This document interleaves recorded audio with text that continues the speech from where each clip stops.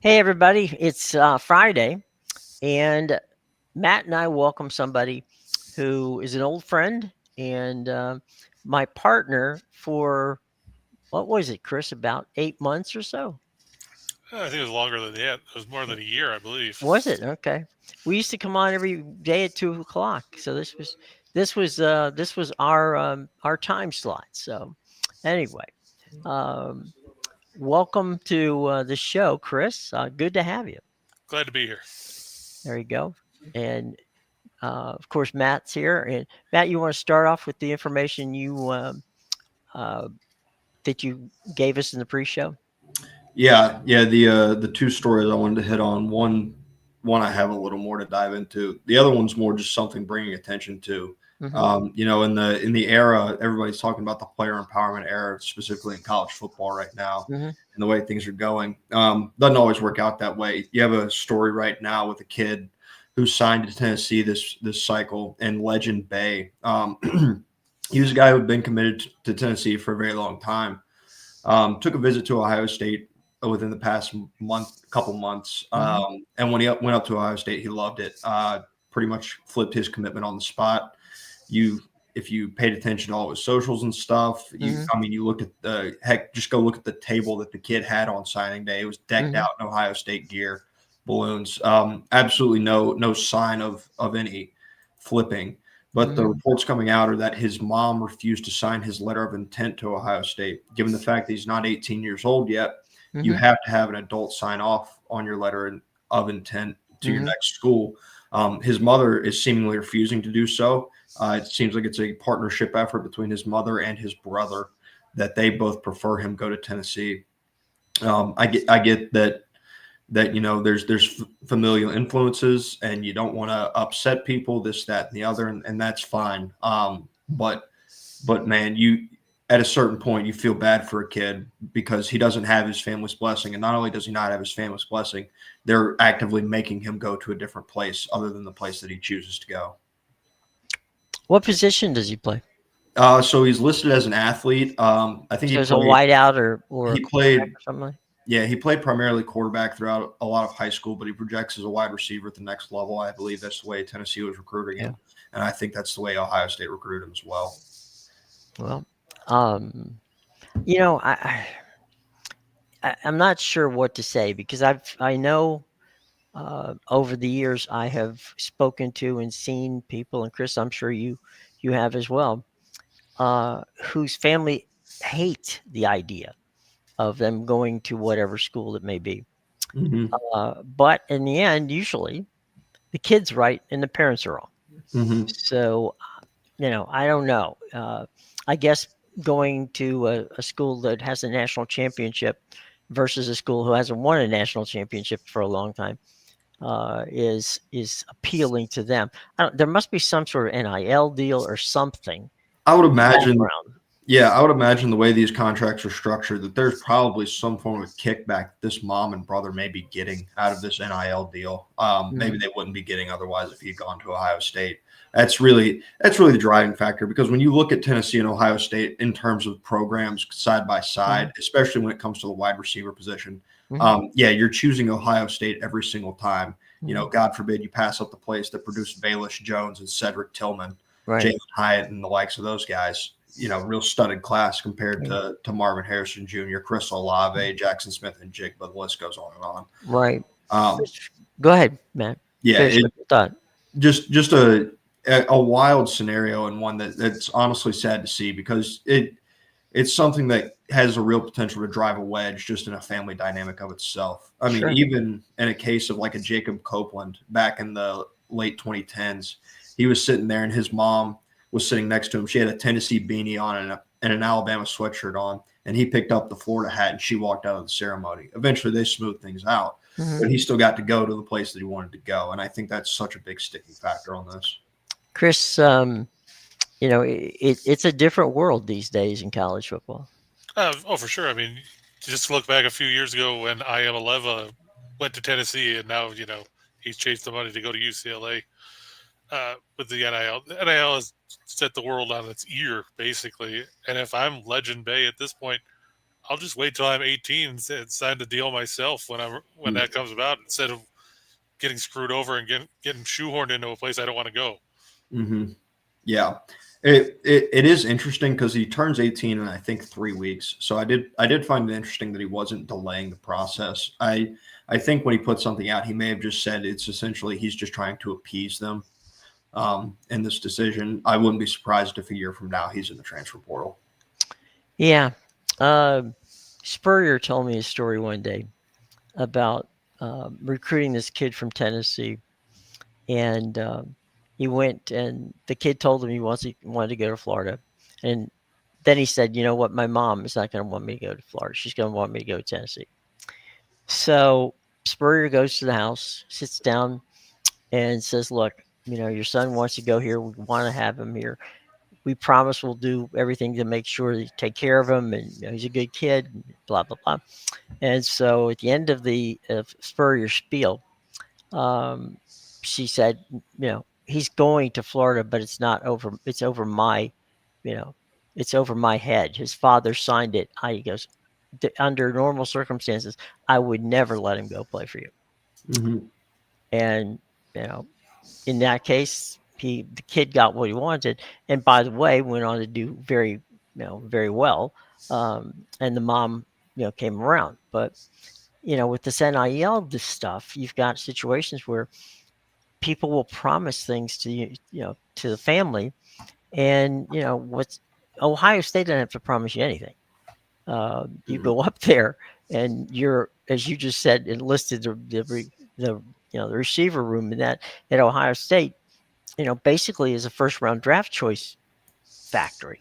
So, I guess, well, we wish him well, however it turns out. So, anyway, all right, boys. Let's talk a little football. Oh, wait, one last thing. Let's talk about the new Penn State, hopefully Penn State new head coach. And you were saying what the story broke just a few minutes ago? Yeah, so it broke, I'd say probably about an hour ago, somewhere in that neighborhood. Pete Thamel reported that Penn State is finalizing a deal with Iowa State's Matt Campbell to become their next head coach. Mm-hmm.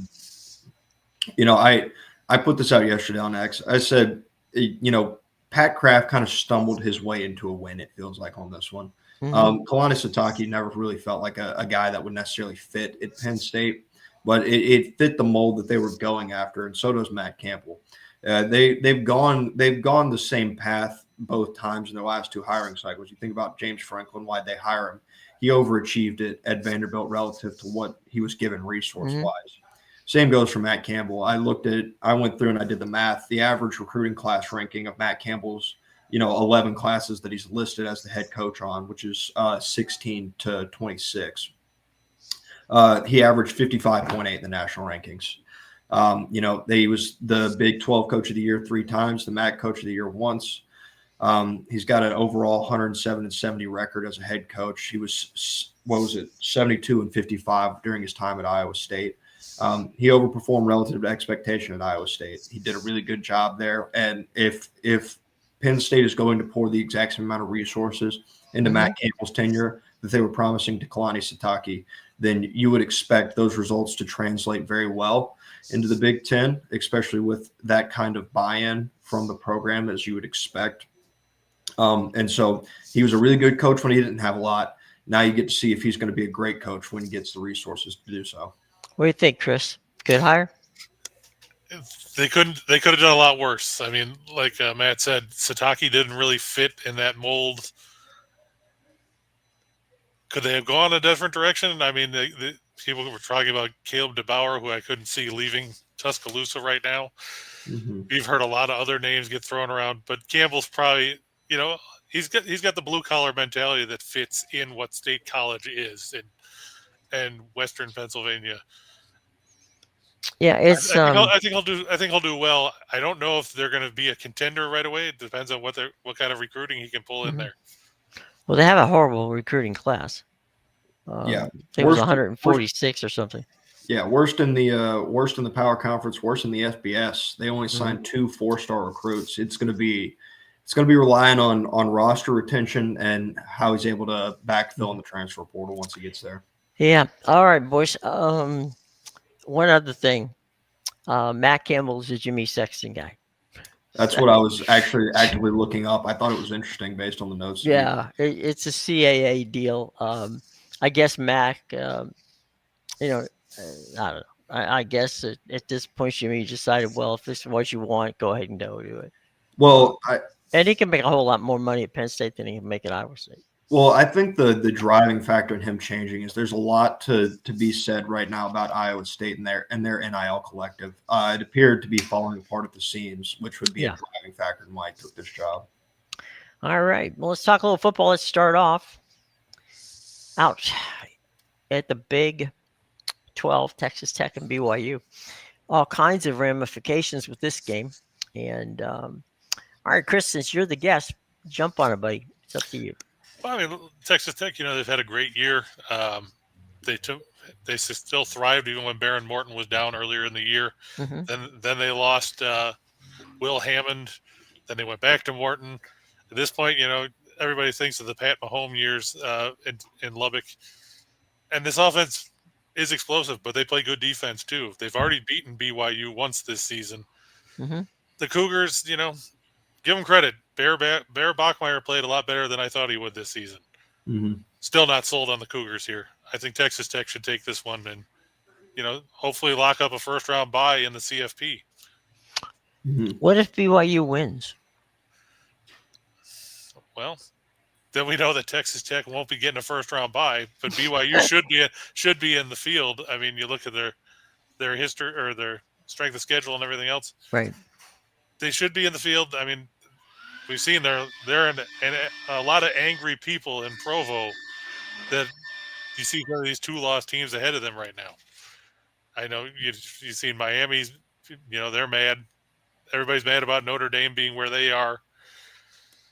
Should BYU be in the field? If they beat Texas Tech, absolutely. If not, well, then they'll just be sitting down there, number 14 or 15 going, well, we could have been here, but we're not. Yeah. They'll get a New Year's Six bowl game. True. Yeah. The main complaint I've seen out of BYU is, if our logo is different, we're sitting in a different spot. That's just unequivocally not true. Based on their strength of schedule, they just have not played anybody. And the teams that they have played, they have not exactly beaten soundly when they do. BYU's sitting at the top of everybody's upset meter every week in, week out. Now, I say that, and I can make the same comment that I made yesterday. There is a certain credit that is due when you find ways to win, which is what BYU's done. They've really done it since 2020 under Kalani Sitake. They've really kind of had an uptick in the annual production out of that football program.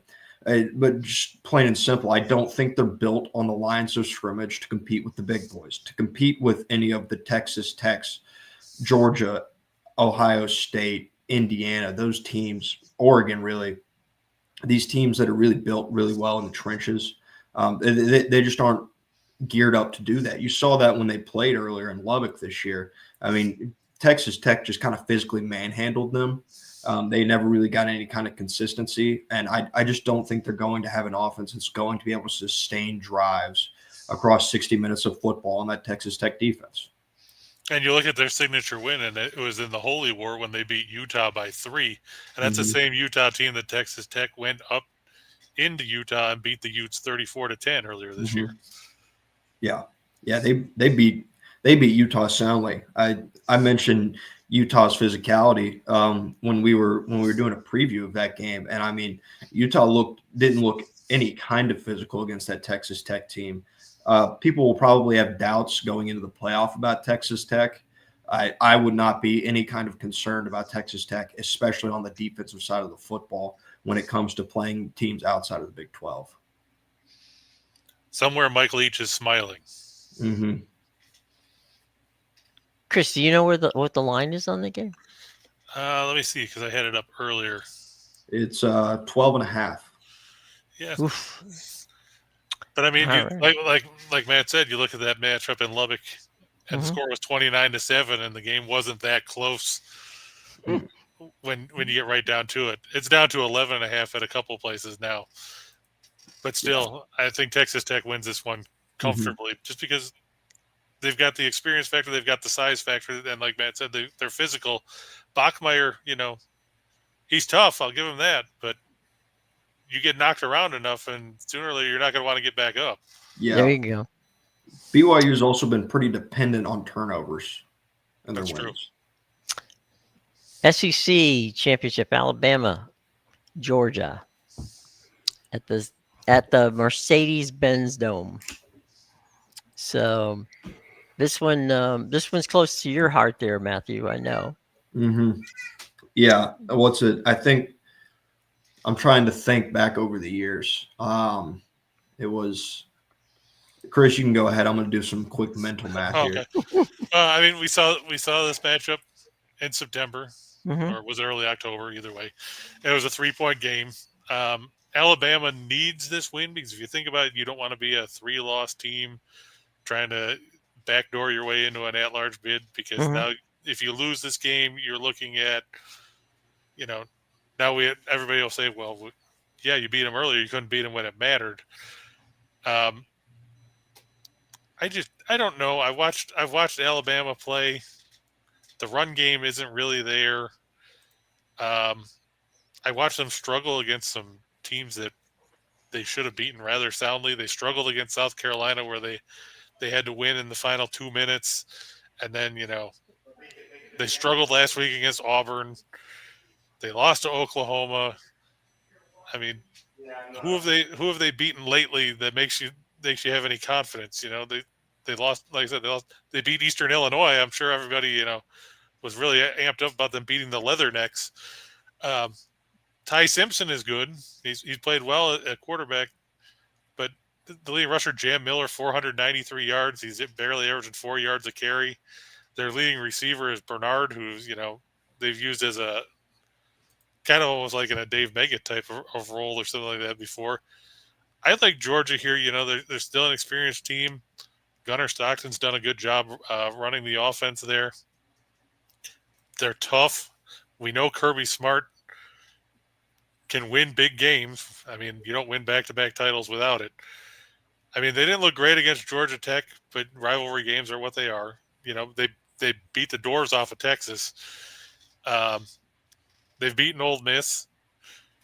They beat Tennessee. They've got some good marks on their resume, and I think they're out for revenge here because they want to avenge that loss at home, because it snapped, what was it, a 30 or 31 game winning streak at home for Georgia at that point. I think the Bulldogs get revenge. I think they're going to pull this one out. Probably win by 7. I'm going to toss a trivia question out there. Do any of y'all know who has lost the most SEC championships as a head coach? As a head coach, okay. Saban. It was Kirby Smart. He tops, I think Spurrier had 3 and like 2 other. I think Rick has 3 as well. Mhm. I think there's 1 or 2 other guys who also have lost 3. Kirby's lost 4. 3 of the 4 have come at the hands of Alabama. You got the one in 18, you got the one in 21, and you got the one in 23. The other one is obviously 2019 LSU, which anybody expecting him to win that football game was, he was underwater in that one. No, but he's lost 3 times to Alabama in this spot, and at this point, it's a 1-7 record. I saw Joel Klatt like when are people going to start talking about Kirby Smart's record against Alabama? Man, in the South, it's all we talk about. I think it's all anybody talks about when they see this. And last year, when they're facing off, they're like, well, hey, Saban's not here. Well, they lose that one. Again this year, well, Georgia's at home. Well, they lose that one too. They have found ways to lose these football games because Alabama has made the key plays when they've needed to, and Georgia has not. Like there are key plays that I can point to in every single game that just have went Alabama's way, and they've all gone Alabama's way in those losses. I mean, think back to the national championship in 21. The key play finally went Georgia's way. When you get the explosives the way Georgia did in that national championship. That hasn't really happened in favor of Georgia. You may think of that comeback last year where the explosives started to trend their way. Then they come back and punch back with that Ryan Williams touchdown. There's another explosive that goes Alabama's way. This is a Georgia team that's got better. They're hurt. They're missing Drew Bobo, their center, which is you listen to people talk. That is the key piece to their offensive line. It's so much more complicated than playing guard or tackle. Those positions are important as well. This one has a little bit more on it. You're in charge of snapping, down in, down out, checking protection, stuff like that. Big loss for Georgia, no way around it. Alabama's banged up too, though. They're missing Kelby Collins. They're missing LT Overton that are officially out for that game. Jam Miller is questionable. Josh Cuevas is questionable. Cam Dewberry is questionable, an offensive lineman. And then Ryan Williams has been non-existent over the last couple of weeks. But all that doesn't matter because I fully expect Ryan Williams to do what Ryan Williams has done in these spots. I mean, it's just something where something seems to be trending one way for Alabama towards an end of a season. You may look like, well, they're trailing off. But when they get to Atlanta and they see the Power G across from them, all of that stuff just gets thrown out the window. They just forget that they're supposed to be bad at that stuff, and they have been bad at that stuff for weeks, and they just magically figure it out against Georgia every single time. They're a team that hasn't thrown the ball deep well. They can't run the football consistently. And yet, I just quite frankly don't think it's going to matter. Alabama has found a way every single time. And even though Kirby Smart is 3-0 in revenge games, in-season revenge games, he did it in 21 against Alabama. He did it in 17 against Auburn. And last year they played Texas twice. They won both of those. So if he plays a team twice, he always wins the second matchup. But it's Alabama. And at some point, that has to matter. And that 1-7 record has to matter. And so until Kirby Smart beats Alabama, I'm going to have to see it to believe it, and I will continue to pick Bama. Tell you what, we'll be right back after this from Zach Bobo's Realty, and we'll take the other games on.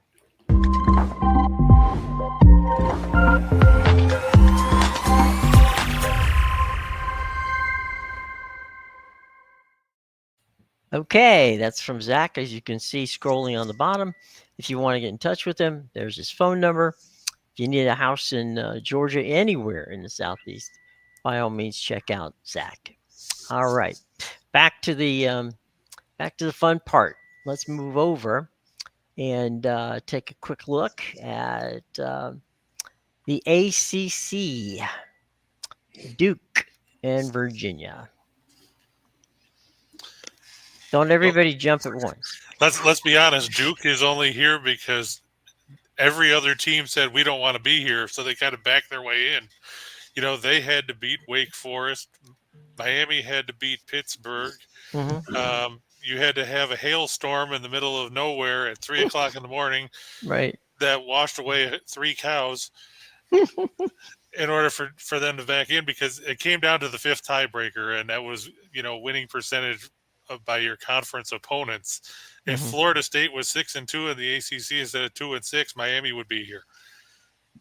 But that's how the saying goes. If your aunt had balls, she'd be your uncle. Mm-hmm. Unfortunately, it's Duke. We watched this game happen 3 weeks ago in Durham, and the game was absolutely horrible if you're a Blue Devils fan. Virginia racked up over 500 yards of offense. The game was 31-3 after 3 quarters. Duke scored 2 touchdowns in a minute span in the 4th to make it respectable, but they still lost 34-17. Darian Mensah didn't look great in that game. I think it was 18 of 35 in that contest. Virginia, you've got Chandler Morris running the offense. I remember when he played, down in, what was it? You could name about 37 colleges now. Mm-hmm. But you're looking, and, we don't know if Terry Moore is going to play for Duke. He's questionable. He's the leader in the secondary there. Landon Callahan's also questionable. Virginia, they've got a good run game with Jamari Taylor and Harrison Whaley. They're going to miss Cam Robinson in the linebacking crew, but I think Virginia wins this one. They're only favored by 3.5, which I thought was kind of low considering you just beat them by 17 on the road last month. And it's the first time Manny Diaz has gotten this Duke team in the ACC title game. Mm-hmm. I don't think they're going to win it. They're 7-5 as it stands. They'll be 7-6 when it's over with. Mm-hmm. I'm going to take Virginia here. There you go. And Matt, I know that you're not a fan necessarily of Duke either. Yeah, I talked about BYU, and you've got to give credit to teams that find ways to win. Mm-hmm. The same goes for Virginia. They've been called the cardiac calves all year. They've found ways to win in a lot of tight spots. I think when Florida State everybody was really high on Florida State, they went over there, in a Friday night football game, and Virginia walked them off. Mm-hmm. That's really where that whole thing kind of started for them. And they've took it, and they've got on a roll. They're 10-2 right now. They're playing really good football. Yeah, Chandler Morris has played well. He's executed their offense to a winning standard up until this point. For Duke and Chris, you handicap, so you enjoy this one.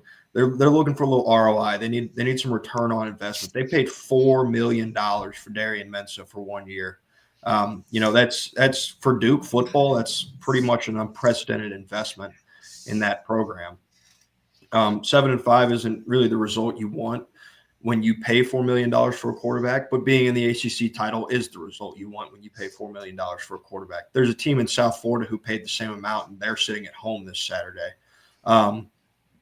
So Manny Diaz has a chance to win an ACC title at Duke before Mario Cristobal, the guy who he was bounced out of Miami for, can win one at Miami.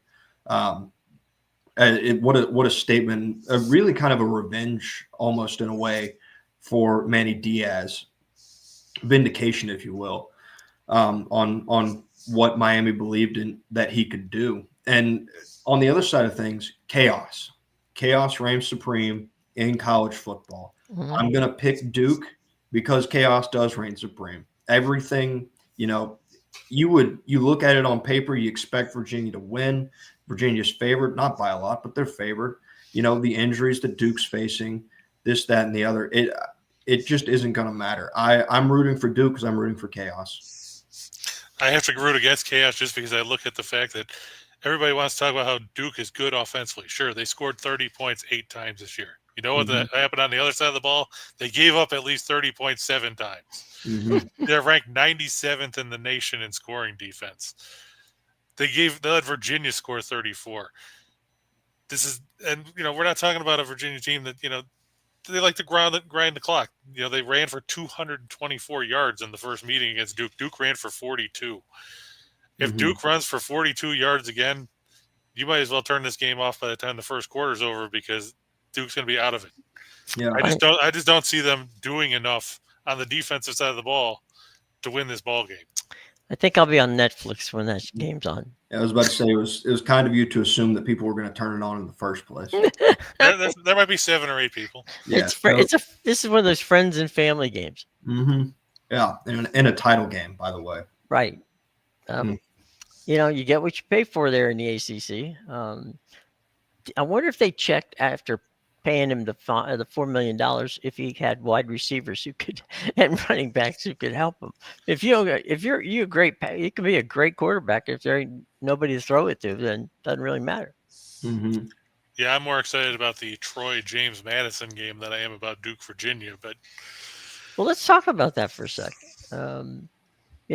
There's then there's North Texas and Tulane too. There's a couple of really good group of 5 or 6 or 17 or whatever they call it now games, and they play tonight. So have at it, Chris. You want to talk about that game? Go ahead. Well, I mean, you look at James Madison. They're one of the few teams in the nation that you can say they're in the top 15 in the nation in scoring offense, in the top 15 in the nation in scoring defense. Mm-hmm. Bob Chesney, he's going to stick with the team throughout the rest of the thing. He signed agreed in principle to sign a 5-year deal with UCLA, who we know needs a coach. Yeah, because obviously Deshaun Foster wasn't it, and neither was Tim Skipper. Mm-hmm. But this is a good team. They've got a 1,000-yard rusher in Wayne Knight. They've got Alonzo Barnett III running the offense.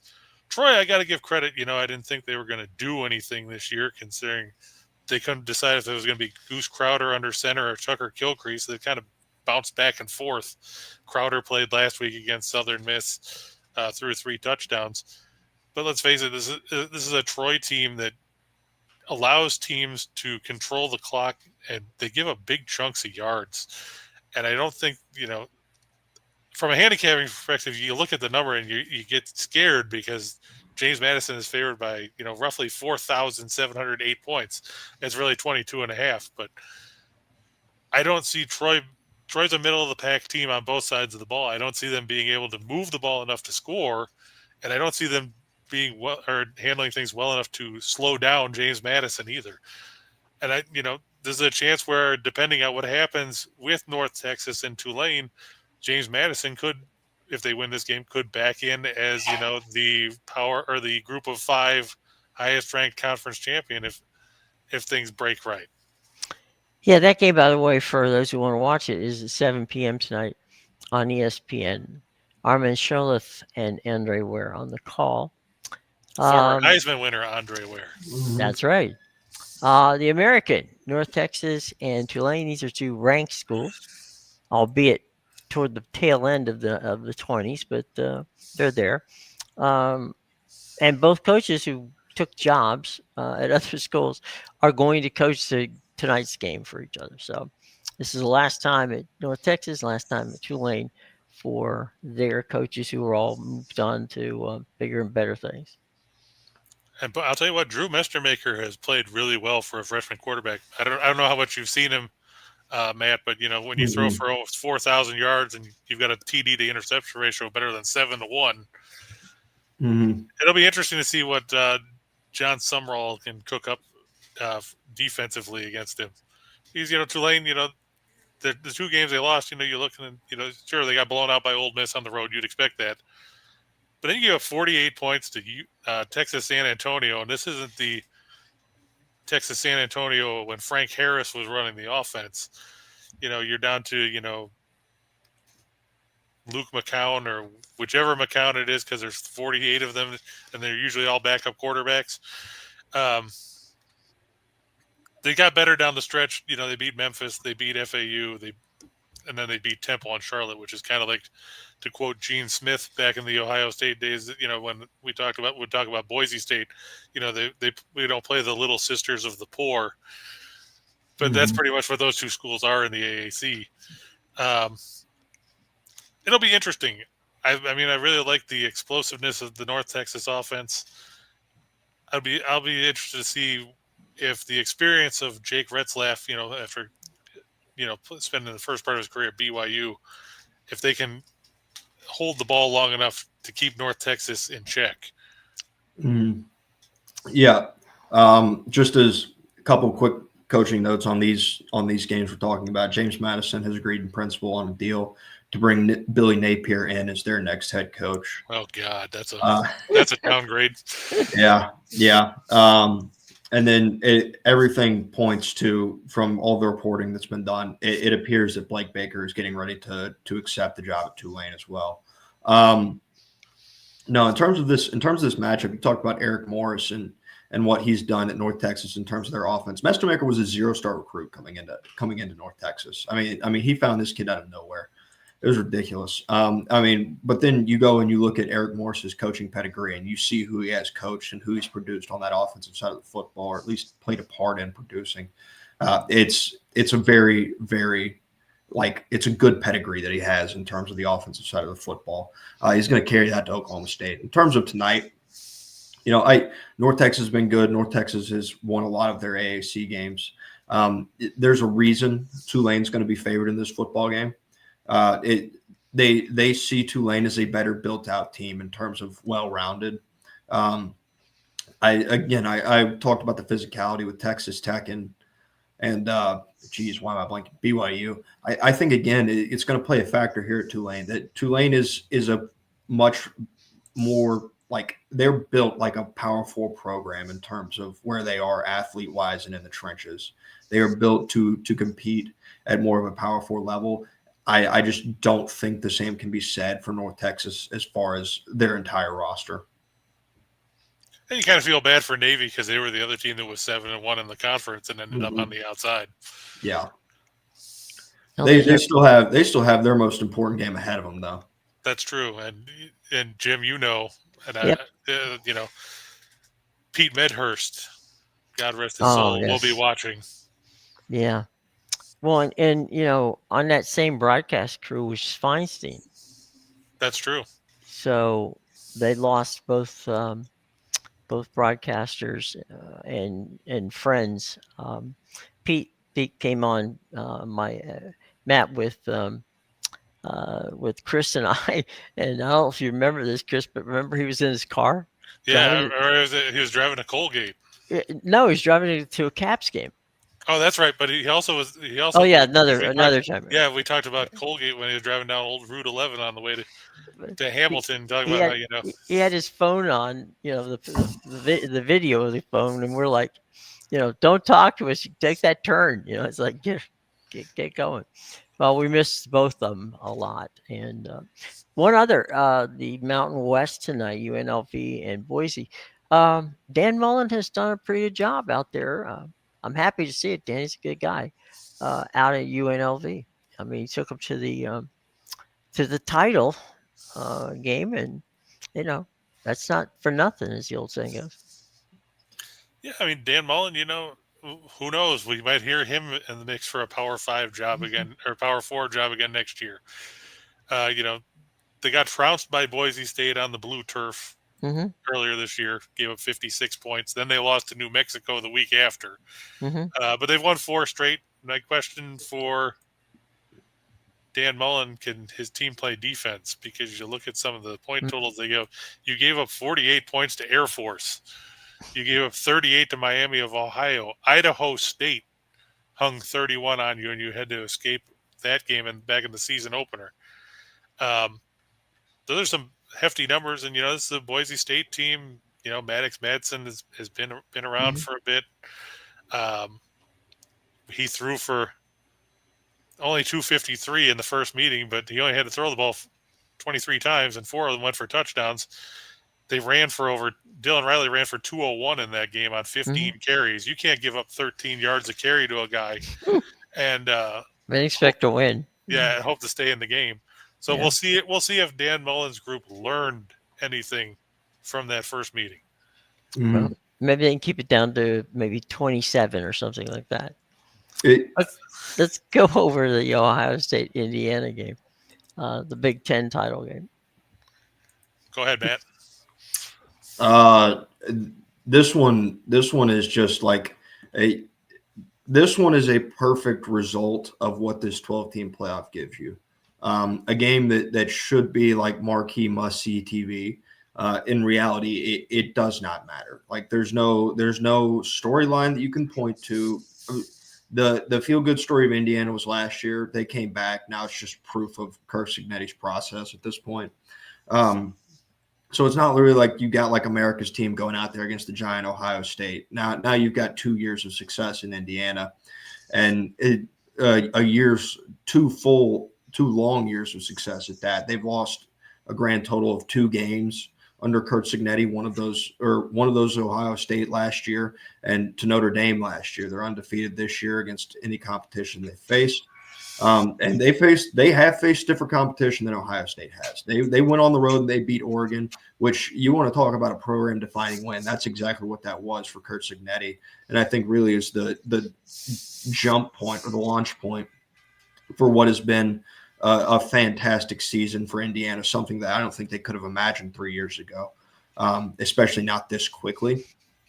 In terms of Ohio State, though, I couldn't like. There's not one thing that I can. I'm sure if I dug a little deeper, there might be. There's not one statistic or category or thing that I've watched that leads me to believe that Ohio State's going to lose this football game. Their defense is the best in the country. Their defense is better than last year, which was best in the country last year. They've gotten better at the linebacker position. Their secondary is more veteran now, and their front 4 has been fantastic in rotating bodies all year. I mean, you've got the starters, but they've got fantastic depth and size with that depth as well. Matt Patricia has done a fantastic job all year. And then you flip it over to the other side. That offensive line is a wall. It has been a wall for the majority of the season. I talked about it yesterday. Man, Julian Sands' jersey was like radiating through that white snow with how white it was. He didn't get touched against Michigan. Obviously Indiana is going to provide a different challenge, but they need turnovers to go their way if they're going to win this football game. Yeah, and to your point, I mean, the big thing about watching this game would be if you have money on who's going to win the Heisman, because if you're holding a Fernando Mendoza ticket, you want to see a game kind of like you saw last week against Purdue. Didn't do a whole lot, didn't turn the ball over, threw a couple of touchdowns. If you got a Julian Sand ticket, you just want to see them beat the brakes off Indiana, have Mendoza get knocked around like a tomato can, and go from there. But like you said, this is an Ohio State team that gives up 7.8 points a game, obviously leading the FBS, against an Indiana team that, we saw hang 63 on Illinois earlier in the year. They averaged 44.3 points a game. They're second in the nation in scoring defense at 10.9. So what are we going to look at? Are we going to see are we suddenly going to see defense go out the window, or are we going to see a 7-6 rock fight? Either way, I don't like Indiana's chances. Like you said, it's horrible for them because they're ranked number 2 in the country, and they're going to end up going to the CFP more than likely off a loss. Yeah. I will say I said this game doesn't matter because I think that regardless of outcome, assuming that one of these teams doesn't just absolutely roll the other, like when I say that, we're talking like 3-4 scores is what it's going to have to be for one of them to drop out of a first round bye. They're both still going to have first round byes. I think it would take something, catastrophic of a result in order to change that. Like when I say that, I'm talking like quarterback injury plus a blowout. Like that's what it's going to take for these teams to drop. So it's a game that should mean a lot more than it does, but it doesn't. And so it'll be a good matchup on the field. That's not a problem. But in terms of the outside storylines and stuff like that, you got nothing on this game. Yeah, I mean, it went from being Apollo Creed versus Rocky to now Rocky taking on Spider Rico. Yeah. Okay, tell you what, guys, let's we have just a few minutes left. Let's pop over to the pros and Pittsburgh, Baltimore, 1:00 game on CBS. Nance and Romo there. Indianapolis and Jacksonville, New Orleans and Tampa Bay. Those seem to be the 3 games in the early window that have some impact. People are excited about New Orleans and Tampa Bay. I didn't say here. I'm just. I mean, we're talking about a Saints team that's going nowhere. Right. Tampa's trying to hold off Carolina in the NFC South, and right. Dave Canales. Yeah, which is what has been a weird division to say the least. Mm-hmm. I figured, if you were going to talk about a game in the 1:00 window, it would have been, Cincinnati, Buffalo. Well, just because of the fact that people are still talking about how Cincinnati can back their way into the playoffs if they just win out. With the way the rest of that division is played, because you watch Baltimore keeps tripping over themselves, Pittsburgh can't stop the same play if you run it 35 times. I don't know if either of you watched the game last week, but Buffalo ran the same play duo mesh 29 times for like 175 yards. And when you've got TJ Watt in the press conference after the game going, I've never seen a team run the same play that many times and have that much success. What in the world are you thinking defensively that you can't change up something to come up with a stop? I'm not sure at that point. And now you're looking at, you go from James Cook, now you're staring down Derrick Henry in the face, who hasn't been as good as he's been in recent years. But do you think if I'm Derrick Henry, I'm showing them the tape of what happened last week, and telling Todd Monken, I better get the ball 30 times. This is a Pittsburgh team that they have no real offensive threats. We saw Rodgers struggle last week. If you take away DK Metcalf, it's throw up a prayer and hope that somebody gets out there. I guess they might play Adam Thielen this week and see if he does something. I just think playing in Baltimore that this Pittsburgh free fall is going to continue, and the chance for Mike Tomlin to finally get fired are going to get louder. Yep. All right. Some final thoughts, guys, before we get out of here today. Go ahead, Chris. You're the guest.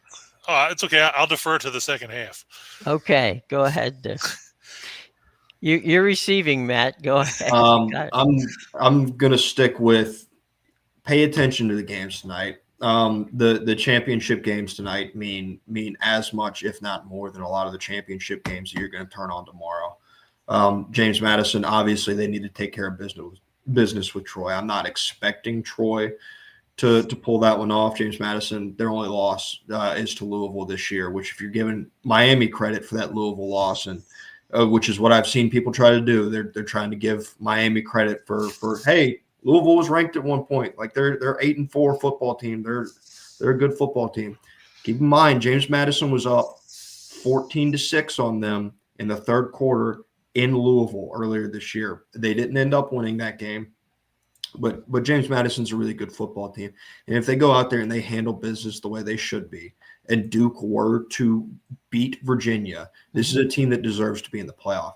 Quite frankly, I think they might deserve to be in the playoff a little more than either one of these American teams. But I know that the public perception of the American Conference as a whole is a lot different than that of the Sun Belt.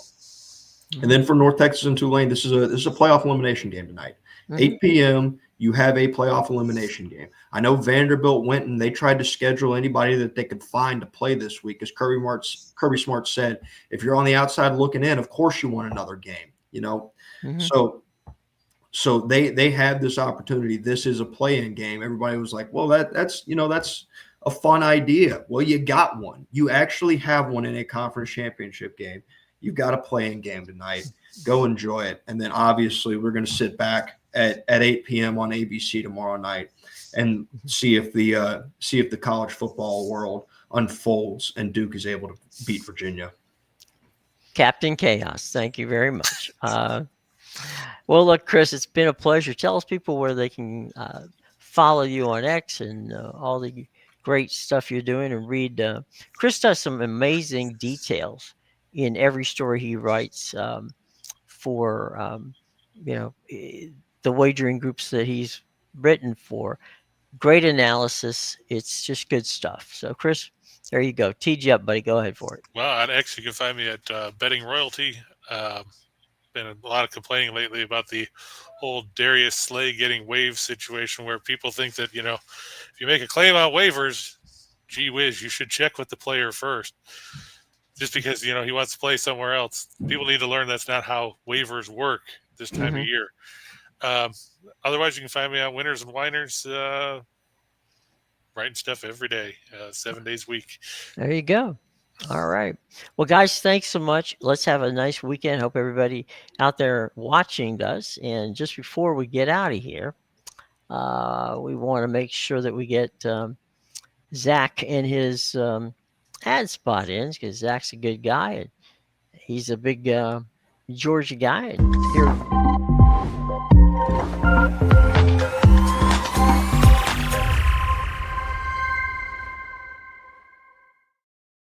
There you go. And there's a call right there, so you get the phone number.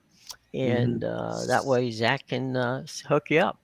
All right, boys, you guys have a great weekend. Thanks again, Chris, for joining us. We greatly appreciate it. Matt, as always, a pleasure to be with you. And we'll be back on Monday, everybody. Take care.